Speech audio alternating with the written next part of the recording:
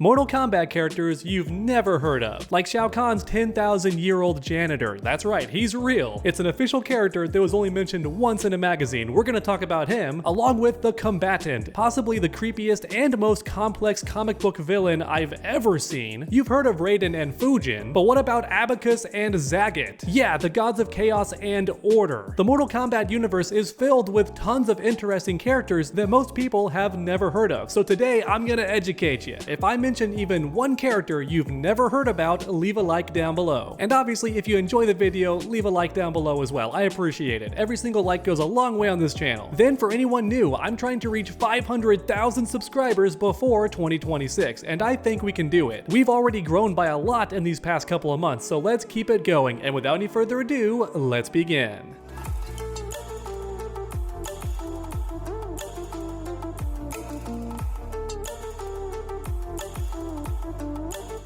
Alright, let's begin with the Kombatant. Straight out of the comics, this character is incredible. Shout out to one of my commenters who brought this dude up. I'd never heard of him, which is wild because this character is so cool and just ridiculously over the top. It's insane. This monstrosity was created by Zagat, who we're going to talk about later. He's the god of chaos. Yup, there's Raiden, Fujin, and Zagat apparently. He created the Kombatant, who's a hybrid possessing the attributes, powers, and abilities of original Mortal Kombat characters from the first game. He's big, muscular, four-armed like Goro, and each of his arms have the powers of the playable characters. How crazy is that? One arm creates ice blasts like Sub-Zero, the other arm fires a spear like Scorpion, and the other two arms have fireballs and pink energy rings like Liu Kang and Sonya. Even his face has a visor, which could be a reference to Kano. Like mentioned earlier, he's a combination of all the fighters from the very first Mortal Kombat game. And in the comics, he also does Johnny Cage's shadow kick. So yeah, he's a combination of every single fighter from the first game. Once again, big shout out to this viewer on screen for their comment. I never knew about this character. But now that I think about it, the Kombatant was likely the inspiration for Chaos Realm in Mortal Kombat 1. Remember how in the ending we see Quan Chi with Sub-Zero's powers and Tanya with Katana's fans? All the characters are mixed around, right? And from Chaos Realm, that's this character, that's this idea straight from the comics. NetherRealm just took it. The similarities are definitely there. I don't think it's one big coincidence. I truly think the Kombatant was inspiration for Mortal Kombat 1's Chaos characters. Next up, let's talk about Stan Luth. He's Shao Kahn's 10,000-year-old Janitor. That's right, I mentioned this guy at the very start of the video. He only exists in magazine form. The games never mention him, the comics never mention him, but he does canonically exist in universe. And the magazine interview is how we know about him. During the days of Mortal Kombat 3, Stan Luth gave an interview in this 90s video game magazine. Apparently, he killed an 8-armed monster with a plunger, and so Shao Kahn gave him immortality and a job. Yeah, turns out everyone under Shao Kahn is hardcore. Even his janitor is a warrior man who's immortal. Now, unfortunately, we have no clue what this guy looks like. He only exists in text form. Stan Luth has never been depicted visually. NetherRealm, if you're watching this, and I know you are, you watch all of my videos, put Stan Luth in the next game, either as a background character or an NPC with a dialogue in the game. That would be sick. Once again, a shout out to my comment section. This user is who told me about Stan Luth, and it's a fantastically cool character. The more obscure a character is, the more interesting I find them. So the fact Stan Luth only exists in one magazine is crazy. Real quick, a fast word from today's amazing sponsor. Today's video is sponsored by FlexiSpot. I'm currently sitting on their Ergo X Pro, and it's super comfortable. Essentially, it's the perfect mix of office chair and gaming chair all rolled into one. The Cloud Tech cushion is super plush and great for long hour comfort, and the AeroWeave 5.0 mesh has cooling airflow, which is perfect for long gaming sessions. But the lumbar and headrest is amazing too. I'm talking 5D fully extendable lumbar that adapts for your posture. The 4D headrest is really cool too because it bends all the way down to be a back cushion if you want, or goes back to being a supportive headrest when you want, which is pretty neat. I've never seen a chair that does this. But then you have the 7D linkage armrest. These things are crazy. They can spin all the way around, go up or down, forward or back. I've never seen armrests that are this adjustable. It's very impressive. And having adjustable armrests is a big deal for typing, reclining, or just long gaming hours. universe. Then you have the recline that goes all the way back if you want to. I'm talking a 12-level fine-tuned backrest. So if you want to lean all the way back to read a book, you can do that. If you want to lean forward to game seriously, you can do that too. But perhaps most important of all, this chair is built to last, with reinforced nylon, a fiberglass frame, and a lightweight aluminum base. Believe it or not, this chair supports up to 551 pounds, which is wild to think about. Oh, did I mention there's an optional footrest that comes out for extra relaxation in your office, bedroom, or gaming setups? It's an awesome feature that I never knew I needed. As you can see, this chair is amazing, so use my link down below to get yourself one today. The FlexiSpot Ergo X Pro is an amazing chair and I highly recommend it. Next up, we have Abacus and Zagat from the comics, just like the Kombatant, and more specifically the Goro Prince of Pain trilogy. These two are gods of order and chaos respectively. And with Abacus, it makes sense. That's a mathematical tool. It's a calculator from the old school days, right? So for the god of order, that makes sense. But Zagat, I've got no clue what that's supposed to mean, and it almost sounds like a bad word that would get me in trouble on YouTube. If anyone in the comments knows what Zagat is supposed to mean, please tell me. But yeah, these two gods are brothers and constantly fighting over control of the universe. Even their power levels are respective of one another, so if Zagat gets weaker, then Abacus gets stronger and vice versa. According to the comment, Abacus has chess powers. I've got no clue what that means, but Zagat can turn into a giant crow monster man thing, which is awesome. And for one more tiny fact, these characters existed before Deception, which is when Order Realm and Chaos Realm got invented. Or in other words, the gods of Chaos and Order existed before their realms did. The comics predate the game, which is cool.